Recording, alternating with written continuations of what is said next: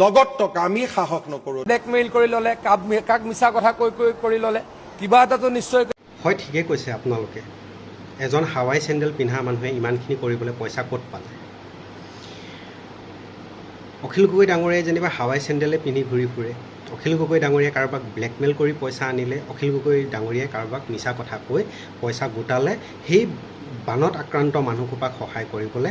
যদি অখিল গগৈ তেনে কাম কৰিছে তেন্তে মোৰ ফালৰ পৰা মই তেওঁক চেলুট জনাইছোঁ। আৰু মই এষাৰে কথা ক'ম আপোনালোকক, আপোনালোক ৱেল এডুকেটেড মানুহ, যি এখন ঘৰ নহয়, এখন গাঁও নহয়, সমগ্ৰ অসম চলাই আছে চৰকাৰ গঠন কৰি। গতিকে আপোনালোকৰ মুখত এনেকুৱা মন্তব্য শোভা নিদিয়ে।